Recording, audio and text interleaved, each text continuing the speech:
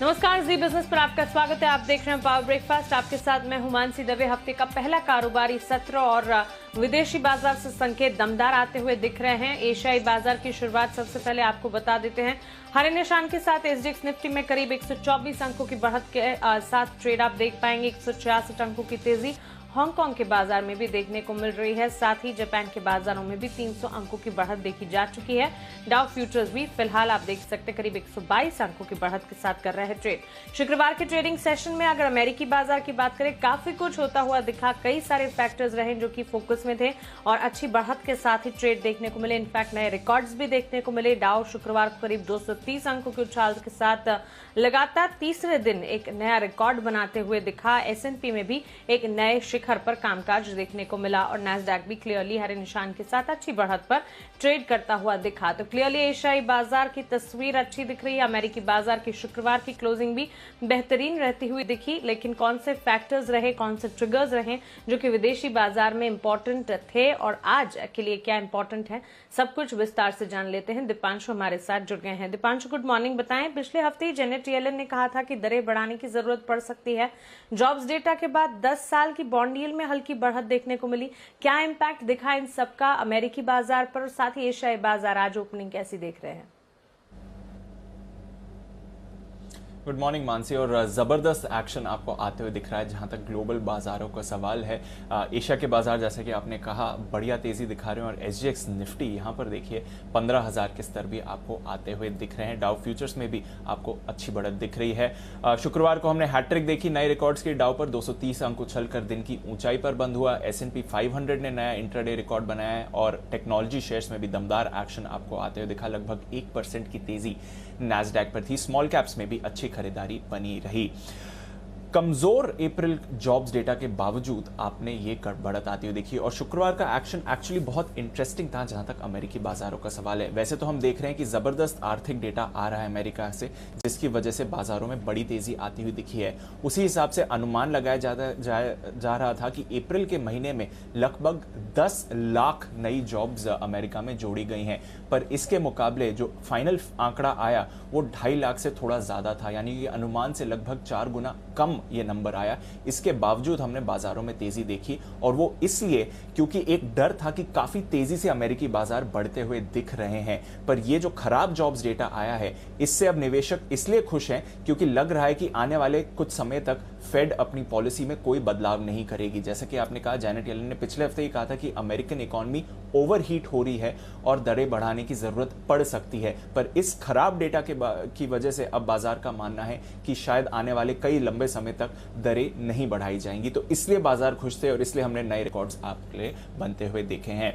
पिछला हफ्ता अच्छा रहा बाजारों के लिए, अमेरिकी बाजारों के लिए। डाउ पर 2.5% का उछाल था। S&P 500 ने अच्छा प्रदर्शन किया, पर आईटी स्टॉक्स की अंडर परफॉर्मेंस रही। यूरोप के बाजारों में तेजी कायम है।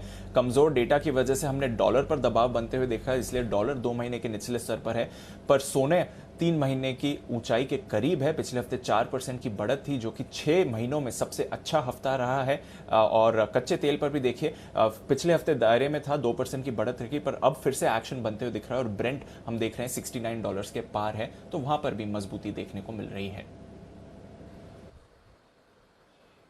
बिल्कुल, तो चलिए, विदेशी बाजार के संकेत तो दमदार है ही, लेकिन दीपांशु, कोरोना के ताजा अपडेट क्या है? क्या ऑक्सीजन एलोकेशन पर कुछ फैसला होता हुआ दिख सकता है? लॉकडाउन की स्थिति और फिर क्या नए ऐलान है जिस पर हमें नजर रखनी है? सबसे पहले तो नए मामलों की बात कर लेते हैं। जो वीकेंड का डिप हम देखते हैं वो जरूर देखने को मिल रहा है, तो असली पिक्चर आपको वेडनेसडे तक ही पता चलेगी। पर फिर भी अगर आप देखें तो पिछले 3 दिनों में लगभग 12.25 लाख नए मामले सामने आते हुए दिखे हैं और 12,000 से ज्यादा लोगों की मौत हुई है। बल्कि फ्राइडे और सैटरडे दोनों दिन हमने देखा कि जो मौत का आंकड़ा था वो 4,000 पर डे से ज्यादा आते हुए दिखा है। मुंबई के अलावा महाराष्ट्र के नए मामलों से चिंता जरूर है। तो मुंबई और कुछ और डिस्ट्रिक्ट्स में मामले कंट्रोल में आ रहे हैं, पर काफी सारे डिस्ट्रिक्ट्स में अभी भी तेजी से उछाल आ रहा है। कर्नाटक में हम देख रहे हैं लगातार 50,000 के करीब नए मामले सामने आते हुए दिख रहे हैं। वहीं दिल्ली के मामलों में गिरावट का ट्रेंड देखने को मिल रहा है और पॉजिटिविटी रेट भी कम हुआ है, तो ये थोड़ी सी अच्छी खबर जरूर है। लॉकडाउन की जहां तक बात है, तमिलनाडु कर्नाटका में 2 हफ्तों के लिए पूरा लॉकडाउन घोषित कर दिया गया है। गोवा में भी आज से 2 हफ्ते का लॉकडाउन शुरू हो रहा है। वहीं यूपी, दिल्ली और हरियाणा में लॉकडाउन 17 मई तक बढ़ा दिया गया है, यानी कि 1 हफ्ते के लिए। दिल्ली में अब थोड़ी और सख्ती बढ़ा दी गई है और मेट्रो भी दिल्ली की बंद रहेगी। इसके अलावा महाराष्ट्र के अमरावती और कल्याण जिलों में सख्त पाबंदियां लगा दी गई हैं। ऑक्सीजन एलोकेशन को लेकर सुप्रीम कोर्ट ने एक फैसला लिया है। 12 मेंबर का नेशनल टास्क फोर्स की गठन की गई है, जहां पर टास्क फोर्स का लक्ष्य है ऑक्सीजन एलोकेशन को स्ट्रीमलाइन करना, ताकि एक ऑर्गेनाइज स्ट्रक्चर्ड वे में हर राज्य को एलोकेटेड ऑक्सीजन कोटा मिल सके। इसके अलावा हेल्थ मिनिस्ट्री ने एक बड़ा फैसला लिया है, जहां पर उन्होंने कहा है कि अस्पताल में भर्ती होने के लिए कोविड टेस्ट या फिर कोविड पॉजिटिव रिपोर्ट जरूरी नहीं है। किसी भी मरीज को हॉस्पिटल में भर्ती होने के लिए कोई रोक नहीं है, कोई रेस्ट्रिक्शन नहीं लगाई जाएगी। अगर वो कोरोना पॉजिटिव है या नहीं, सिम्टम्स दिखा रहे हैं या नहीं, हॉस्पिटल्स उन्हें एडमिशन के लिए मना नहीं कर सकते हैं। एक अच्छी खबर जरूर आते हुए दिखी है। DCGI ने कोरोना के खिलाफ एक नई दवाई को मंजूरी दे दी है। इस दवाई का नाम है 2DG। ये एक पाउडर फॉर्म में आती है, इसे पानी में मिलाकर आप पी सकते हैं। अच्छी बात यह है क्योंकि ये ग्लूकोज का एक डेरिवेटिव है, तो इसका प्रोडक्शन काफ़ी तेज़ी से बढ़ाया जा सकता है और कोरोना के खिलाफ लड़ाई में ये दवाई प्रभावी पाई गई है। तो एक अच्छी खबर यहाँ से भी आपको आती हुई दिख रही है। बिल्कुल दीपांशु, शुक्रिया ये तमाम जानकारी के लिए और कोरोना साथ ही ग्लोबल मार्केट्स पर ये विस्तार से अपडेट हमें देने के लिए। चलिए अब जान लेते हैं कि शुक्रवार के ट्रेडिंग सेशन में FIS DIS का एक्शन कैसा रहा। बिकवाली के आंकड़े FIS की तरफ से आप देखेंगे, कैश मार्केट में 1143 करोड़ की बिकवाली है। वायदा बाजार में 2252 करोड़ की बिकवाली यहां पर देखने को मिल रही है। हालांकि DIS जो है कैश मार्केट में 1468 करोड़ की खरीदारी कर रहे हैं। तो क्लियरली FIS कैश मार्केट साथ ही वायदा बाजार में कर रहे हैं बिकवाली, लेकिन कैश मार्केट में ही DIS की तरफ से खरीदारी के आंकड़े आते हुए दिखे हैं। तो क्लियरली विदेशी बाजार के संकेत तो अच्छे दिख ही रहे हैं, लेकिन कोरोना के बढ़ते आंकड़े, लॉकडाउन रेस्ट्रिक्शंस एक तकलीफ और उससे काफी ज्यादा एक कंसर्न बनती हुई दिख रही है। और साथ ही FIS DIS के डेटा, इन तमाम डेटा को समझते हुए आज फिर पहली रणनीति भारतीय बाजार पर आप क्या बनाएंगे, आपकी स्ट्रैटेजी हफ्ते के पहले कारोबारी सत्र पर क्या होनी चाहिए। चलिए जी बिजनेस के मैनेजिंग एडिटर अनिल सिंघवी से अब वो जान लेते हैं।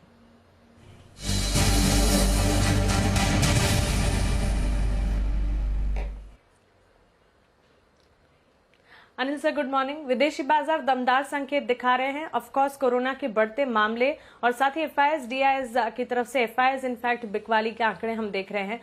क्या ग्लोबल मार्केट के दमदार संकेत हमें ज्यादा सपोर्ट करेंगे या फिर ये कोरोना के बढ़ते मामले FIS DIS का एक्शन एक कंसर्न दिखा सकता है? बाजारों का मोमेंटम बहुत स्ट्रांग है मानसी, गुड मॉर्निंग। और लगातार आप देखते हैं पिछला हफ्ता बहुत ही बेहतरीन रहा और इसी के दम पर थोड़ा और अच्छे ग्लोबल संकेतों के चलते बाजार ऊपर जाने की कोशिश करेंगे। और ट्रेडिंग रेंज का जो ऊपरी सिरा है, 29 अप्रैल को हमने 15,044 का हाई बनाया था और वहां से 14,400 तक का जो करेक्शन हुआ था 600-650 पॉइंट का, वो करेक्शन लगभग पूरा करने की तैयारी बाजारों की है। और ऐसे में ऐसा लगता है कि 15,000 के आसपास पहुंचने की कोशिश करेंगे। वहां से फिर देखेंगे कि बाजार टिककर एक नए हाई की तरफ बढ़ पाते हैं या ट्रेडिंग रेंज के ऊपरी सिरे पर आकर वापस से करेक्ट होता है।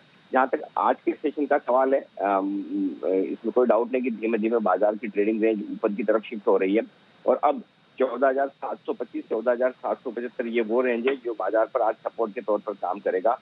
और ऊपरी स्तर पर 14,975 से 15,050 इस रेंज में जाने की कोशिश हो सकती है निफ्टी की, और वहां पर आपको प्रॉफिट बुकिंग करनी चाहिए क्योंकि उस तब आप एक बार पूरा करेक्शन पूरा करके वापस उन्हीं लेवल्स के आसपास आते हुए दिखेंगे। बैंक निफ्टी का जहां तक सवाल है, 32,575, 32,775 तुरंत आपको एक सपोर्ट के तौर पर बैंक निफ्टी में नजर आएगा। एक बार 33,000 को पार करके टिकने के बाद, जिसके हम बहुत ही करीब है, तो संभावना पूरी है भी कि 33,000 के पार निकलकर हम टिक जाएंगे। तो 33,000 के पार निकलकर टिकने के बाद ऊपर में 33,500, 33,725 ये वो रेंज है जहां तक बैंक निफ्टी जाने की कोशिश कर सकता है। तो इन लेवल्स पर आपको आज के सेशन में नजर रखनी चाहिए। बिल्कुल अनिल सर, शुक्रिया ये पहली रणनीति हमें बताने के लिए। तो ट्रेडिंग रेंज जो है बाजार के अब ऊपरी तरफ शिफ्ट होती हुई दिख रही है।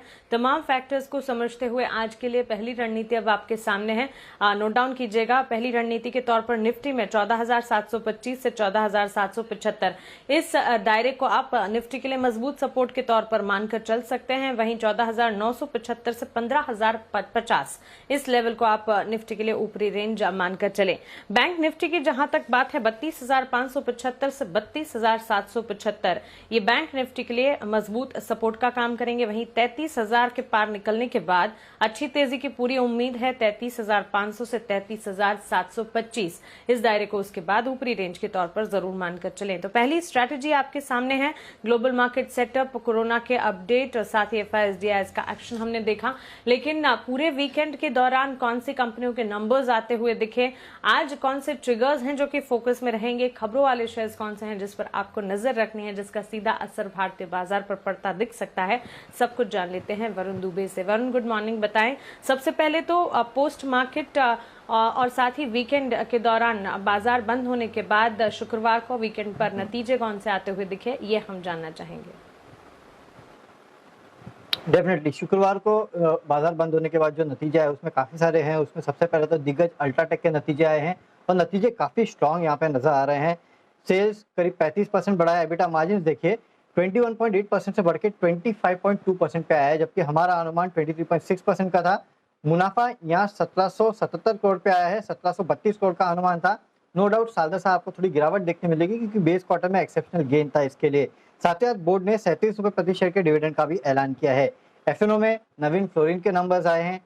यहाँ नंबर्स अच्छे हैं, हालांकि मार्जिन पे थोड़ा मिस है। यहाँ पे आय जो है कंपनी करीब 21-21% बढ़ी है। मार्जिन देखिए 24.9% बढ़ के 25 पे आए हैं, जबकि हमारा अनुमान करीब 27.3% का था।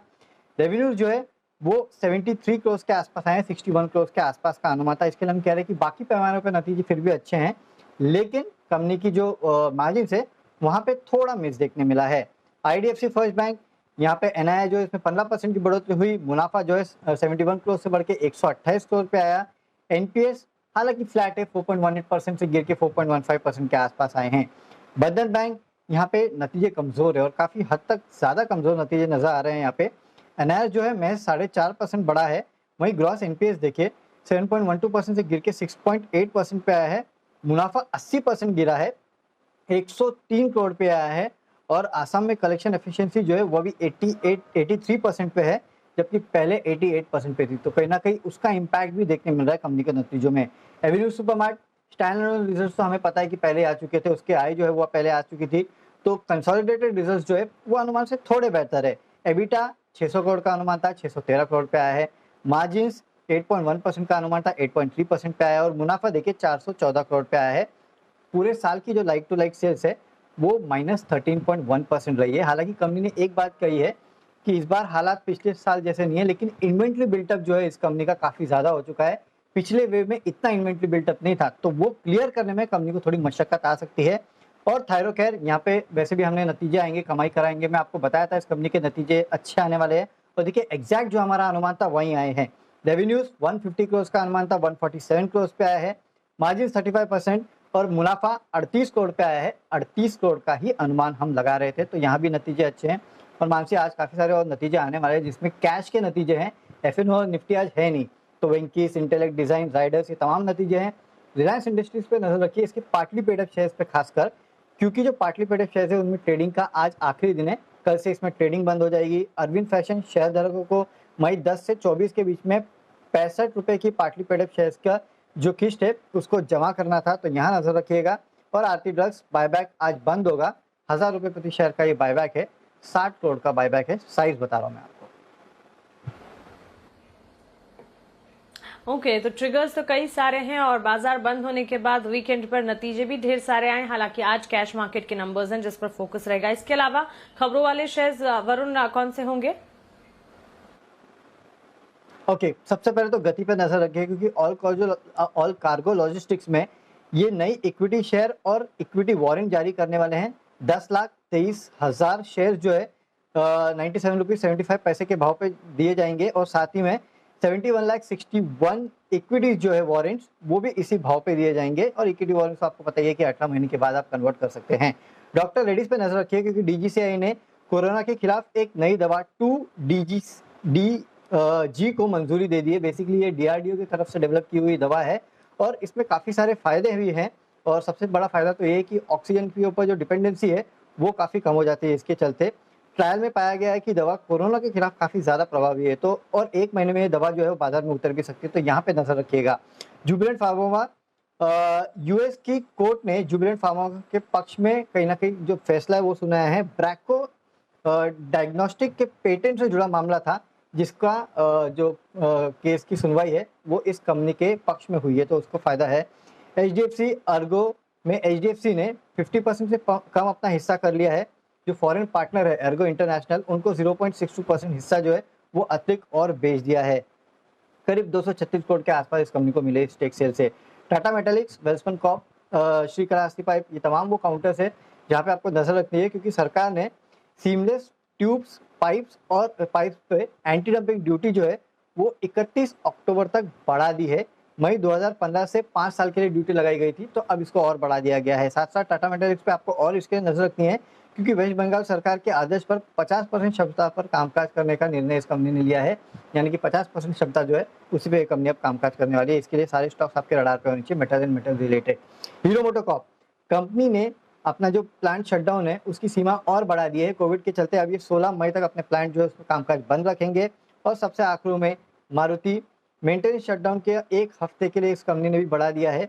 9 मई को खत्म होने वाला था मेंटेनेंस शटडाउन, अब कोरोना के चलते अब ये मेंटेनेंस शटडाउन जो है वो 16 मई तक बढ़ाया गया है। तो काफ़ी सारी हमने देखी है ऑटो कंपनीज अपने मेंटेनेंस शटडाउन ले रहे हैं और काफ़ी कुछ अपना टाइमलाइन और बढ़ा रहे हैं।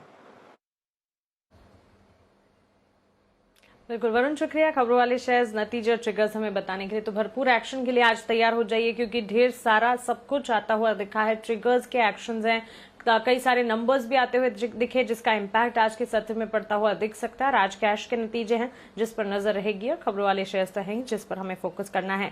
लेकिन ऑप्शंस की कौन सी रणनीति शर्मा जी हमें बता रहे हैं, इस पर भी हमें नजर रखनी है। चलिए आज के लिए दमदार ऑप्शन के ट्रेड कौन से अभी के शर्मा ने हमारी खास पेशकश बाजार आज और कल में बताए हैं, वो जान लेते हैं।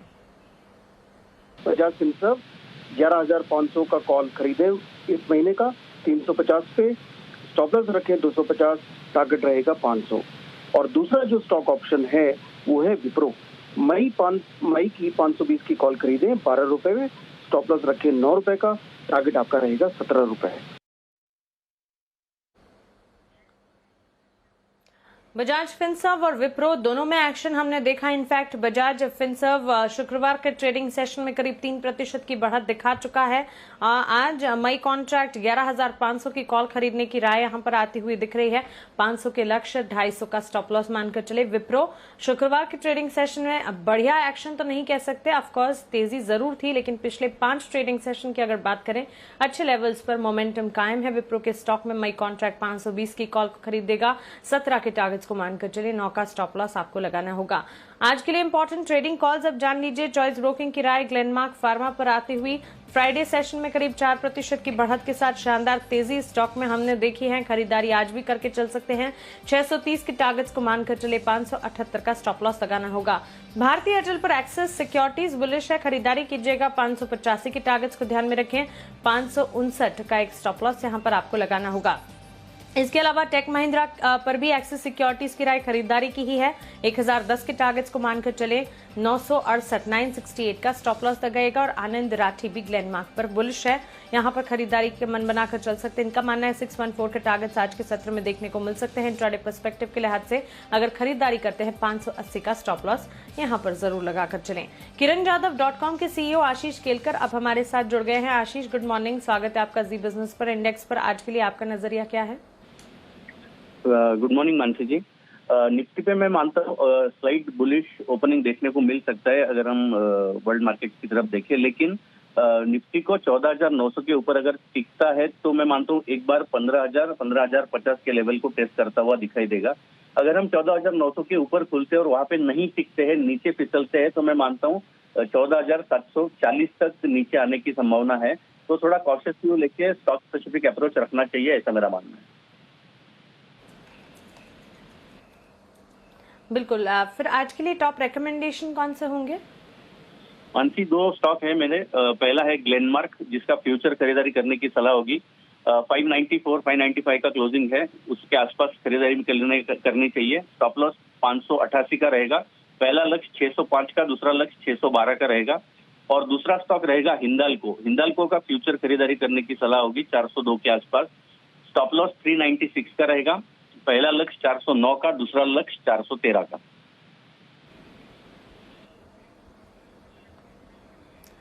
बिल्कुल आशीष जी, शुक्रिया ये तमाम जानकारी के लिए और हमारे साथ जुड़ने के लिए। कमोडिटी मार्केट्स पर अपडेट देने के लिए मोतीलाल ओसवाल कमोडिटीज के एनालिस्ट अमित सजीजा अब हमारे साथ जुड़ गए हैं। अमित, गुड मॉर्निंग, स्वागत है आपका जी बिजनेस पर। सबसे पहले बुलियन मार्केट सोना करीब 3 महीने की ऊंचाई पर ट्रेड कर रहा है, यहाँ से और ज्यादा तेजी दिखेगी? जी गुड मॉर्निंग। डेफिनेटली देखिए, नॉन फार्म पेरोल में जो डिसअपॉइंटमेंट आई है जॉब्स नंबर्स के एडिशन में, उसके बाद डॉलर इंडेक्स में एक सडन फॉल देखने मिला और ऐसा लगता है कि रिज्यूम हो गया है जो डिक्लाइन हमने पिछले 3 हफ्तों से देखी है उसकी दोबारा ट्रिगर हो गया डाउन साइड में डॉलर इंडेक्स, जिस वजह से गोल्ड और सिल्वर में नई जान आ गई है और मुझे लगता है कि शॉर्ट टर्म बेसिस ये जो रैली है वो कंटिन्यू होने की आशंका बनी हुई है। इसी वजह से जो हमें फ्राइडे को हाइज देखे थे, एटलीस्ट शॉर्ट टर्म बेसिस 48,050 तक का लक्ष्य के तलाश देंगे। बिल्कुल, सिल्वर और साथ ही क्रूड पर भी आज के लिए आपका आउटलुक हम जानना चाहेंगे। जी देखिए, चांदी में भी हमने देखा है कि लगभग इसके रेट लेने की नई ऊंचाइयों के आसपास फिलहाल के आसपास की क्लोजिंग देखने मिली है और डॉलर 27 और 50 सेंट के ऊपर ट्रेड कर पा रहा है। तो ऐसा लगता है कि जो रैली है ये जारी रहेगी और करीबन $28.3 तक एक्सटेंड हो सकती है, यानी दोबारा हम 72,200 तक देख पाएंगे। वहीं क्रूड ऑयल में जो रिसेंट जो इंसिडेंट हुआ है जहाँ पर साइबर अटैक हुआ है प्रोडक्ट पाइपलाइन पर, यूएस में उसकी वजह से तेजी की संभावना बनी रहेगी शॉर्ट टर्म बेसिस और ऐसा लगता है कि जो एक क्लोजिंग आई थी इससे करीबन 1 से 1.5 की तेजी आ सकती है, इसलिए 4730 के आसपास का कैपिटल में बाइंग कर सकते हैं और उस साइड में 4820 तक जाने की संभावना है। बिल्कुल अमित, शुक्रिया ये रिकमेंडेशन हमें बताने के लिए। चलिए एफआईआर का एक्शन जान लेते हैं आशीष चतुर्वेदी से। आशीष, गुड मॉर्निंग, बताएं कौन सी रिपोर्ट्स है हमारे पास? गुड मॉर्निंग मानसी, ढेर सारी रिपोर्ट्स आई हैं नतीजे के बाद। सबसे पहले अगर आप देखें तो दिग्गज एचडीएफसी लिमिटेड, यहाँ पर मैक्वायरी की रिपोर्ट आई है, आउट परफॉर्म की रेटिंग को बरकरार रखा गया है 2835 रुपए के लक्ष्य के लिए। इसके अलावा अगर आप देखें तो कुछ ब्रोकरेज हाउस ने मार्जिनल कट किए, एचएसबीसी ने जो है लक्ष्य 30 रुपए से घटाया, हालांकि खरीदारी की राय को बरकरार रखा है। बाकी की रिपोर्ट्स अगर देखी जाए तो जेपी मॉर्गन जो है ओवरवेट की रेटिंग दे रहा है 2860 रुपए के लक्ष्य के लिए। अल्ट्राटेक सीमेंट सुपर स्ट्रॉन्ग नतीजा है, यहाँ पर मॉर्गन स्टैनली की रिपोर्ट है, ओवरवेट की रेटिंग को बरकरार रखा है 8000 रुपए के लक्ष्य के लिए, 6500 के आसपास की क्लोजिंग है। जेफरीज होल्ड की राय दे रहे हैं, नोमिरा खरीदारी की राय दे रहे हैं। गोल्डमैन सैक्स पे अगर आप देखें तो पॉजिटिव है, 7700 रुपए का लक्ष्य दिया, करीब 100 रुपए की बढ़ोतरी की है, खरीदारी की राय को बरकरार रखा है। लेकिन डाबर पर नजर रखनी होगी, यहाँ पर जो रिपोर्ट्स आई हैं थोड़ी सी नेगेटिव नजर आ रही है, क्योंकि एचएसबीसी और जेपी मॉर्गन दोनों ने जो है रेटिंग को एक नॉच डाउनग्रेड कर दिया है, हालांकि लक्ष्य इन्होंने कुछ ज्यादा परिवर्तन नहीं किया है। यहाँ पर नजर रखनी होगी, बंधन बैंक पर भी नजर रखिएगा, नतीजे जो है असेट क्वालिटी के लिहाज से थोड़े से कमजोर हैं, प्रोविजनिंग बढ़ती हुई नजर आई है। जेफरीज अभी भी खरीदारी की राय दे रहे हैं, हालांकि लक्ष्य में 70 रुपए की कटौती की है। जेपी मॉर्गन ओवरवेट की रेटिंग को बरकरार रखे हुए 400 रुपए के लक्ष्य के लिए। और अंत में आईडीएफसी फर्स्ट बैंक देखिए, यहाँ पर भी नतीजों का असर देखने को मिलेगा। सीएलएसए ने रेटिंग को डाउनग्रेड कर अब अंडर परफॉर्म की राय दी है, करीब 60 रुपए के आसपास का लक्ष्य दिया है। गोल्डमैन सैक्स अभी भी स्टॉक पर बेरिश है, बिकवाली की राय को बरकरार रखे हुए 30 रुपए के लक्ष्य के लिए। बिल्कुल आशीष, शुक्रिया ये ब्रोकरेज रिपोर्ट्स हम तक पहुंचाने के लिए। और इसी के साथ पावर ब्रेकफास्ट में फिलहाल इतना ही।